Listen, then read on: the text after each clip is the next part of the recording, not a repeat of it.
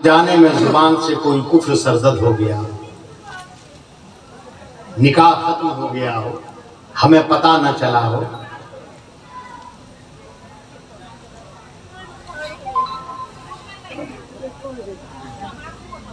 मैं आपको बताना ये चाहता हूं, हज़रत सैयदना अनस बिन मालिक रज़ी अल्लाह ताला अन्हु इरशाद फरमाते हैं कि आदमी उस वक्त तक जिहाद में रहेगा, जिहाद का सवाब बटोरता रहेगा, जब तक कि उसकी नीयत ये हो कि वो गुनाह नहीं करेगा। आप सुबह को बिस्तर से उठिए, नियत कर लीजिए कि शाम तक मैं कोई गुनाह नहीं करूंगा, है ना? तो आपके नामे आमाल में फरिश्ते जिहाद का अजरो सवाब लिखते रहेंगे।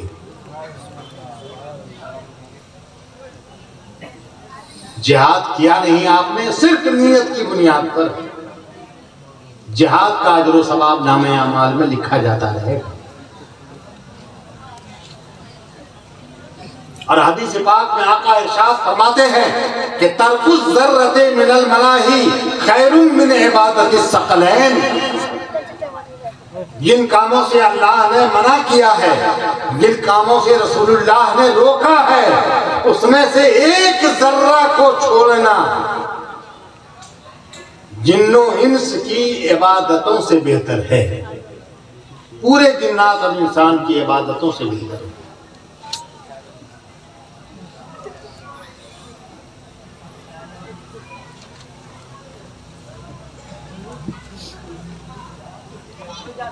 अच्छा अंदाजा लगाइएगा,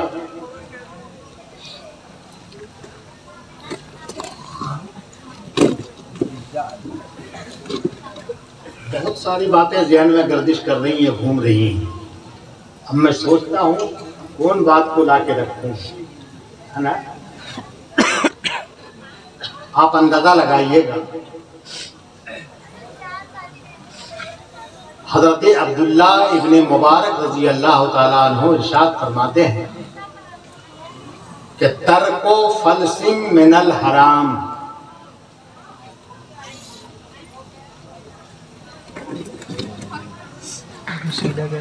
हराम का एक पैसा छोड़ देना, एक रुपया हराम का छोड़ देना, न लेना,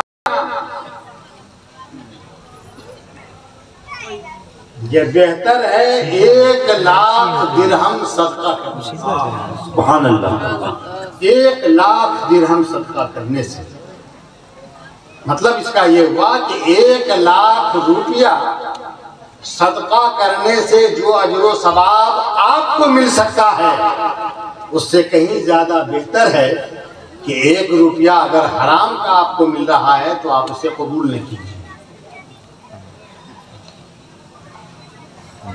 आप उसे छोड़ दीजिए, लात मार दीजिए उसे। बलफ्ज़े दिगर यूं समझ लीजिए कि 1,00,000 रुपया सदका करने का जो अजरो सवाब मिल सकता है, वही अजरो सवाब आपको, बल्कि उससे बेहतर सवाब आपको 1 रुपया हराम का छोड़ देने पर मिलेगा जी। और यहाँ तो सूद का बाजार गर्म है आज की दुनिया में, मार्केट में।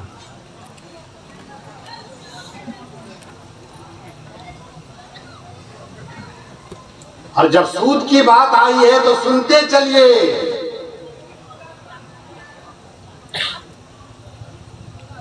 आपसे किसी मुसलमान ने कर्ज मांगा, भाई 1,000 रुपया कर्ज दोगे? आपको 2 महीने में दे दूंगा, 5 महीने में दे दूंगा।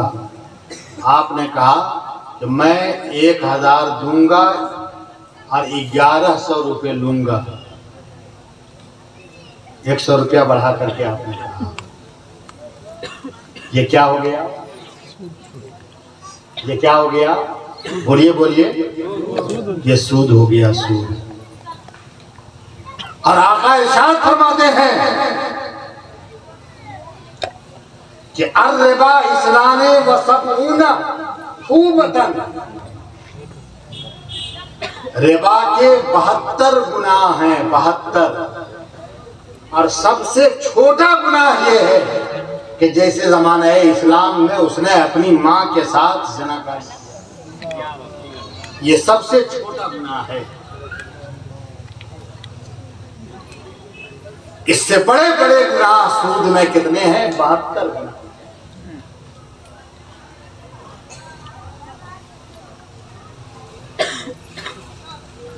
इसलिए प्यारे इस्लामी भाइयों, अल्लाह ने आपको अक्ल दिया है।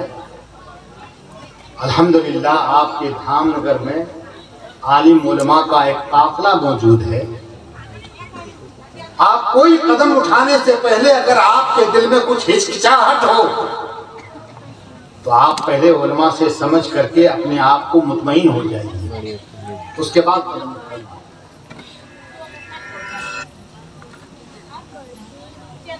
मुझे उस दिन बड़ा फरहो सरूर मिला था, बहुत खुशी हासिल हुई थी जब एक आमी आदमी, आम किस्म का आदमी, अवामुन नास में से, पब्लिक में से एक आदमी आया और कहा कि सोने की एक चीज, छोटी मोटी चीज थी, गालिबन अंगूठी थी। सोने की एक अंगूठी मिली है रास्ते में चलते पड़ते, इसे क्या करें? देखिए, वो अगर चाहता तो बगैर मुझसे पूछे हुए उसको दुकान में ले जाकर के बिक्री कर देता और उसका पैसा खा लेता, अपने मसरफ में ले आता, मगर नहीं, उसके दिल के ईमान ने उसे मजबूर किया कि उलमा से पूछो इसका मसला क्या है।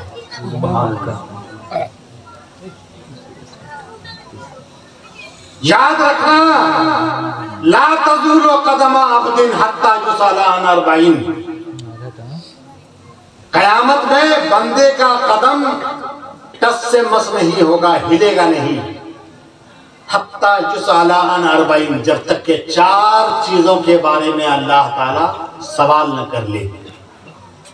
4 चीजों के बारे में जब तक पूछगछ न हो जाए तब तक बंदे का कदम क़यामत में हिलेगा नहीं।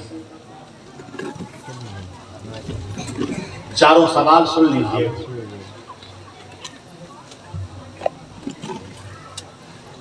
अन उम्रिही फीमा अफना हो, आपसे आपके उम्र के बारे में सवाल किया जाएगा।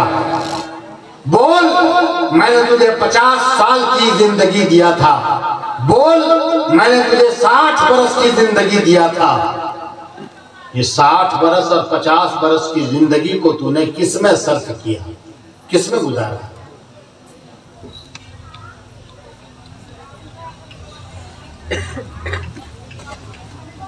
पूरे 60 बरस का आपको हिसाब चुकाना होगा, एक एक दिन का, दिन के एक एक घंटे का आपको हिसाब देना होगा। दूसरा सवाल होगा वान जसदिही फीमा अबला हो, आपके जिस्म के बारे में आपसे पूछा जाएगा कि बोल मैंने तुझे हाथ दिया था, पैर दिया था, आंख दिया था, कान दिया था, जुबान दिया था, इन सब चीजों को तूने कहां कहां इस्तेमाल किया था? कहीं अपने हाथ को तूने लड़ाई झगड़े में किसी पर जुल्मन तो नहीं उठाया था? कदम मैंने तुम्हें दिया था, उस पांव से चल करके तू गुनाह के रास्ते पर तो नहीं गया था? आंख तुझे दिया था, मेरे हराम की हुई चीजों को और मेरे मखलूक को तू हकारत की नजर से कहीं देखा तो नहीं था? मैंने तुम्हें कान दिया था, कान से तूने सही आवाज और सही समाअत किया था कि नहीं किया था? या डीजे और गाना बजाना और फिल्म कान से सुना करता था, आंख से देखा करता था? हर एक से पूछा जाए।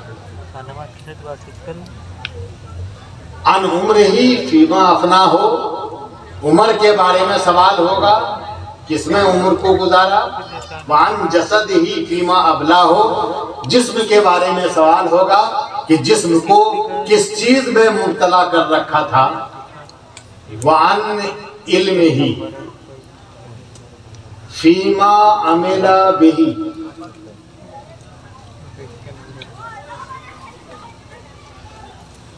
और जानकार लोगों से इल्म के बारे में पूछा जाएगा कि तूने अपने इल्म के मुताबिक कहां तक अमल किया था। अल्लाह ने हमें आलिम दिया है, साहिब इल्म बनाया, तो साहिब इल्म से इल्म के बारे में पूछेगा कि तूने इल्म के मुताबिक कहां तक उस पर अमल किया है।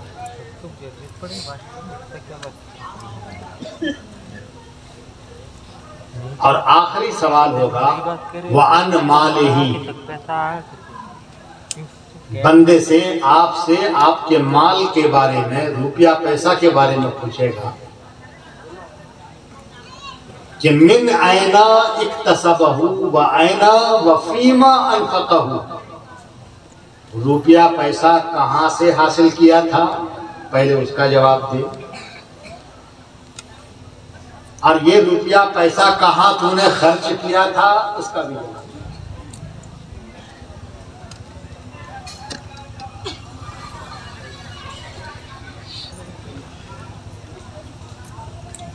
इसलिए आज दौलतमंद हो जाना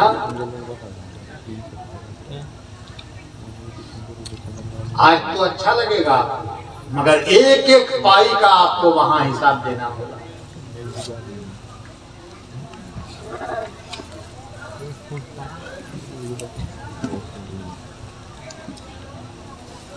आप अंदाजा लगाइए, सरवरे कायनात सल्लल्लाहु ताला अलैहि वसल्लम इरशाद फरमाते हैं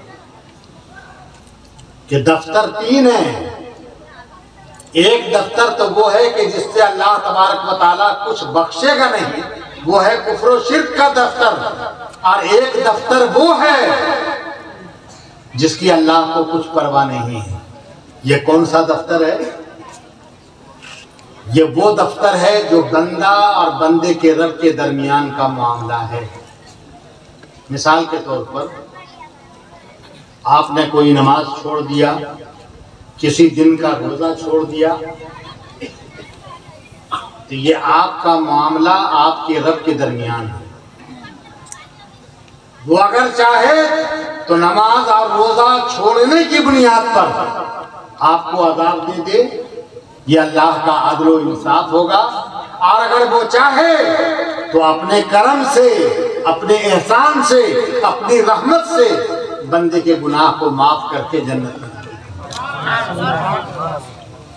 ये बंदा और बंदे के रब के दरमियान का मामला है। वो जो चाहे कर सकता है।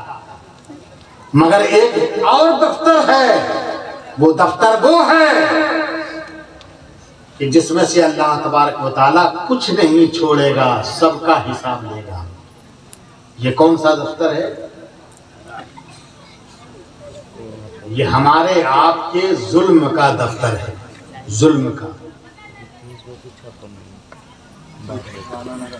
हमने बिला वजह किसी के खिलाफ जुबान दराजी किया था, गाली गलौज किया था, सख्त सुस्त बिला वजह कहा था, ये जुल्म हुआ जुबान का। हमने जुल्म का हाथ किसी के ऊपर उठाया था, ये हाथ का जुल्म होगा। जुल्म करने के लिए कदम और पांव से चल करके गए थे, ये पांव का जुल्म होगा।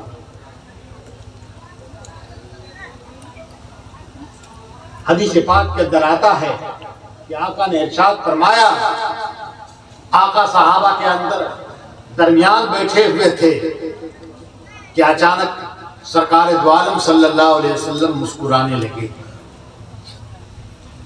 हजरत उमर फारूक रजी अल्लाह ताला अन्हु मौजूद थे। अर्ज किया, या रसूल अल्लाह, आप किस वजह से मुस्कुराने लगे?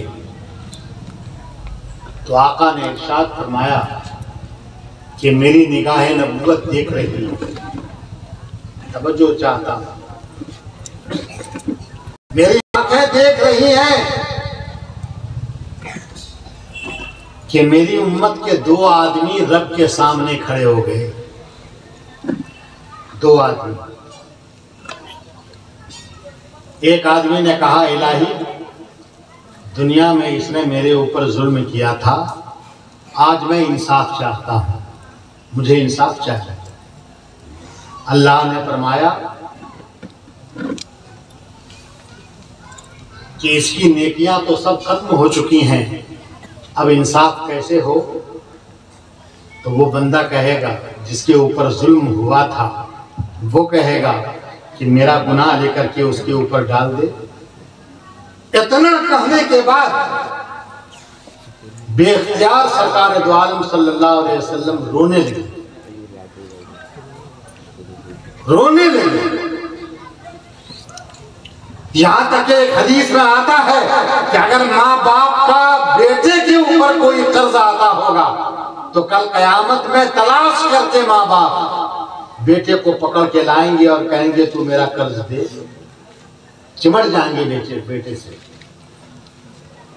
बेटा कहेगा कि आपने मुझे नहीं पहचाना, मैं आपकी औलाद हूं, मैं आपका बेटा हूं।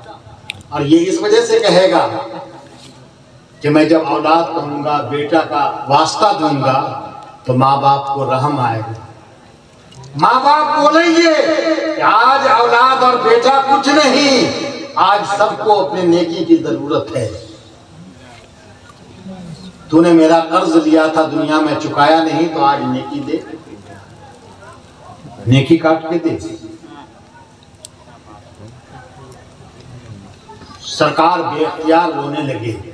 फिर क्या हुआ? अल्लाह रब्बुल इज्जत अपने कुदरते कामिला से एक बड़ा आलीशान महल, बड़ा आलीशान महल उसी बंदे को दिखाएगा। कौन बंदे को? जिसके ऊपर दुनिया में जुल्म हुआ था।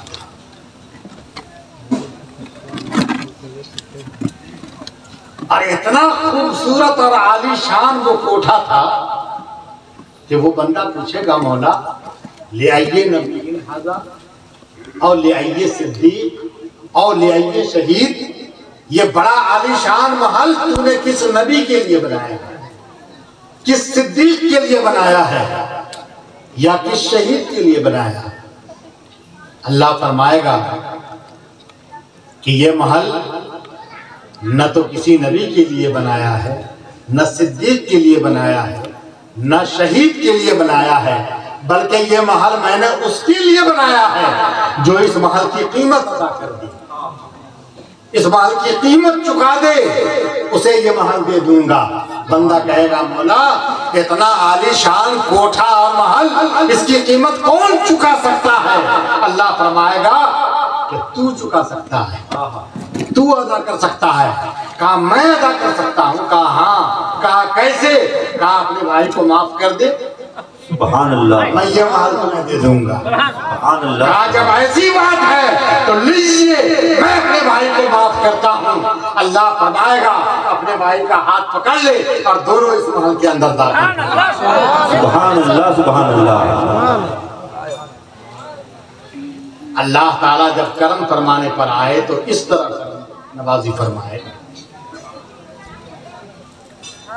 मगर अल्लाह का करम और अल्लाह की ये जर्रा नवाजी और अल्लाह का ये एहसान हर बंदे के लिए नहीं है।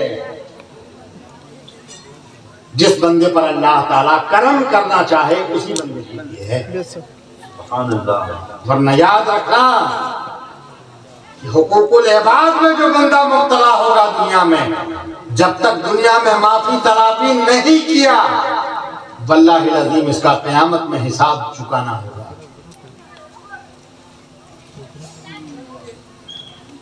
जिसने जुल्म किया है उसे हिसाब देना पड़ेगा। और वहां 1 रुपया मारो, 2 रुपया मारो, 10 रुपया किसी का मार के खा जाओ, वहां रुपया तो किसी के पास होगा ही नहीं। वहां क्या होगा? हिसाब कैसे दिया जाएगा? बदला कैसे मिलेगा? नेकी काट करके। अब नेकी जब उसकी खत्म हो जाएगी तो क्या होगा? उसका जो गुनाह होगा वो इसके सर डाला जाएगा। इसीलिए आका ने फरमाया एक हदीस में कि सहाबियों, हल तदरूना मनिल मुफलिस, क्या तुम्हें मालूम है कि मुफलिस, तंगदस्त और मोहताज किसे कहते हैं? सहाबा ने अर्ज किया, या रसूल अल्लाह, क्या अल मुस्लिम मुफलिसो फीना मन ला दिरहम लहू वला दीनार, हम में मुफलिस वो है जिसके पास रुपया का पैसा ना हो, दिरहम दीनार ना हो, हम तो उसे मुफलिस समझते हैं, उसे हम मोहताज और फकीर समझते हैं। आका ने इरशाद फरमाया, नहीं, मेरी उम्मत में मुफलिस वो आदमी होगा जो कयामत में आएगा तो नमाजें लेकर के आएगा, रोजे लेकर के आएगा, ज़कात लेकर के आएगा और दिगर नेकियां लेकर के आएगा, मगर हाल यह होगा कि उसने फलां पर जुल्म किया होगा, फलां को गाली गलौज दिया होगा, फलां का नाहक तौर पर माल खाया होगा, तो इसकी नेकियां सारी हक वाले को दे दी जाएंगी। अब ये कंगाल हो जाएगा, नामे अमाल में बहुत नेकियां थी मगर हक वालों को सारी नेकियां चुका दी गई, दे दी गई, अब इसका नामे अमाल खाली हो गया। नतीजा ये हुआ कि वो तो जन्नत में जाएगा और ये जो नमाज रोजा ले करके गया है ये जहन्नम का रास्ता पकड़ेगा।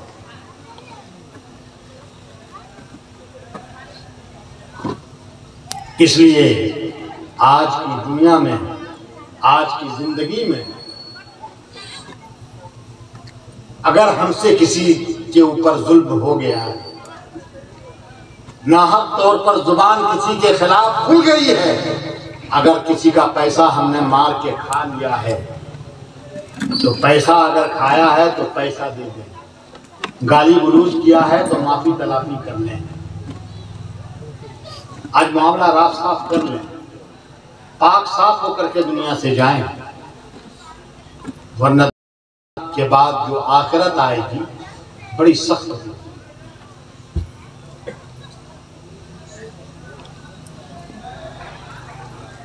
हजरते हस्सान इब्ने अबी सिनान, ये वो बरगुज़ीदा बंदे थे, अल्लाह के मुकर्रब बंदे थे।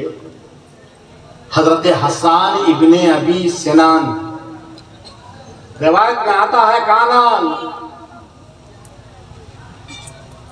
ला यदूम मुस्तजिअन, ये कभी करवट लेटते नहीं थे, सोते नहीं थे। वला याकुलो समीनन, और कभी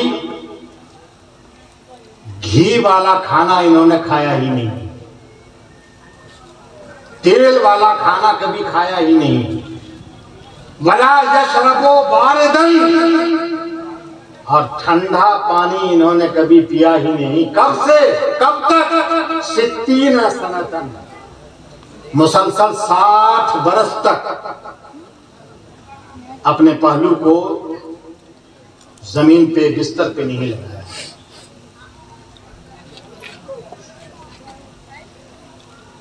बिल्कुल सादा और रूखी सूखी रोटी और ग़िज़ा खाया करते थे, ठंडा पानी नहीं पिया करते थे। 60 बरस तक उनका यही मामूल था। जब ये इंतकाल किया तो लोगों ने इन्हें ख्वाब में देखा, पूछा कि अल्लाह ने आपके साथ क्या मामला किया? कहा, खैरन, अल्लाह ने सलूक तो बेहतर फरमाया, अच्छा मामला मेरे साथ हुआ। गैर अन्नी महबूसन अनिल इब्रते इस्तारतुहा,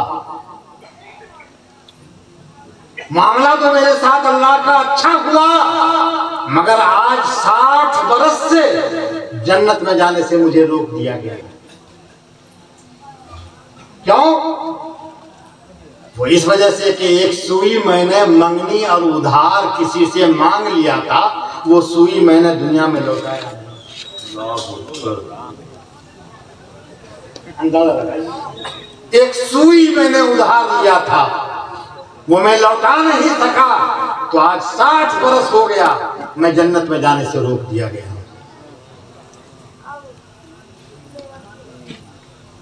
हजरत ईसा अलैहिस्सलाम कब्रिस्तान से उनका गुजर हो रहा,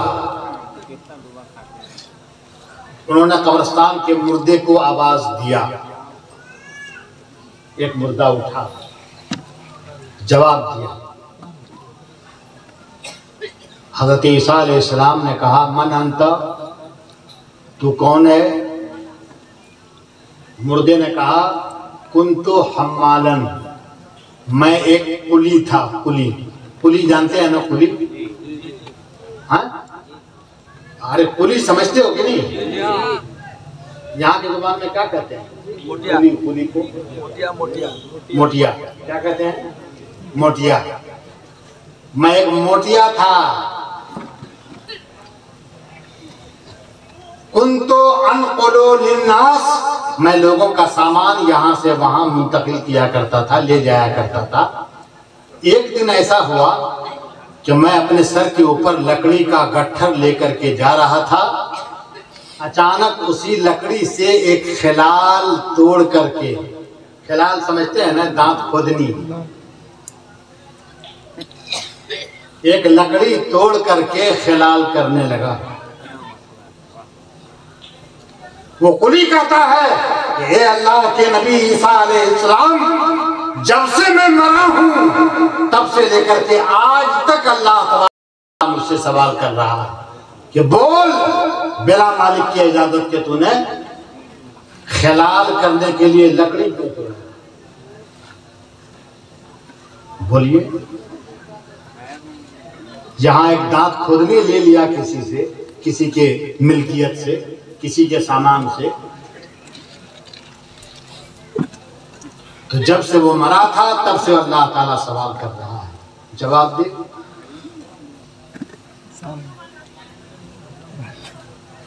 मैं आपको ध्यान दे रहा हूं कि सोचिए आज हमारे अंदर कितने बड़े बड़े गुनाह हैं, कितने बड़े बड़े गुनाह हैं।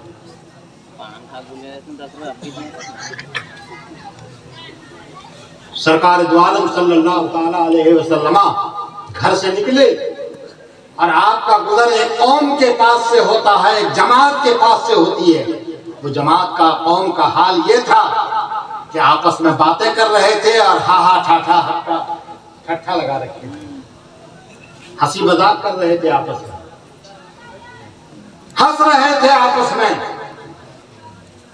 सरकार चलते चलते ठहर गए, कौम के पास रुक गए।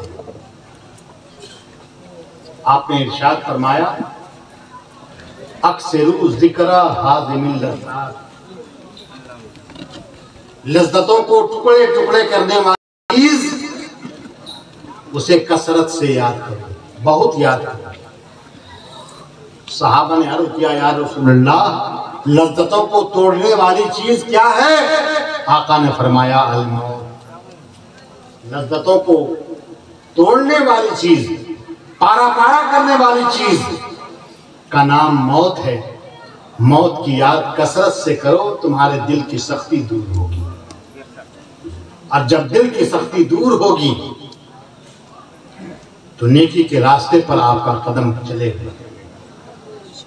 हज़रत हसन बसरी ने एक जवान को हंसते हुए देखा तो इरशाद फरमाया, एक जवान, हल मरता अलग सिरात, क्या तेरा गुजर पुल सिरात के ऊपर हुआ है? पुल सिरात से तू गुजरा है? काल अल्लाह, उसने कहा नहीं, पुल सिरात से मैं गुजरा नहीं।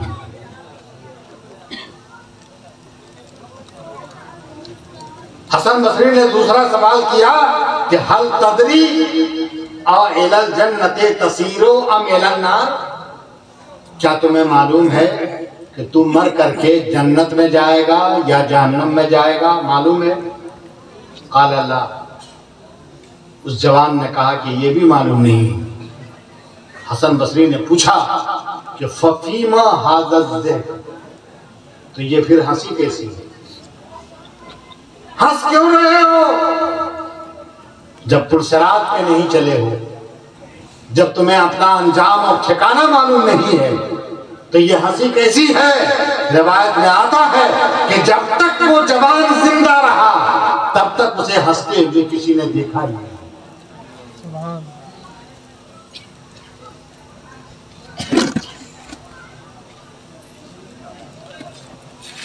सरकार दो आलम सल्लल्लाहु अलैहि वसल्लम हजरत जिब्रील से पूछते हैं कि जिब्रील माली लब अरा मिकाइल, क्या बात है कि मैं मिकाइल को देख नहीं रहा हूं हंसते हुए। मिकाइल को कभी हंसते हुए मैंने देखा नहीं है। तो हजरत जिब्रील अर्ज करते हैं या रसूल अल्लाह, जब से अल्लाह ताला ने जहन्नम पैदा किया है और जहन्नम को मिकाइल ने देखा है,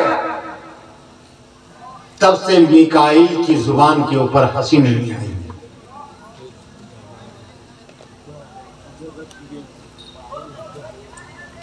इसलिए मेरे इस्लामी भाइयों, इबरत हासिल करो, सबक हासिल करो।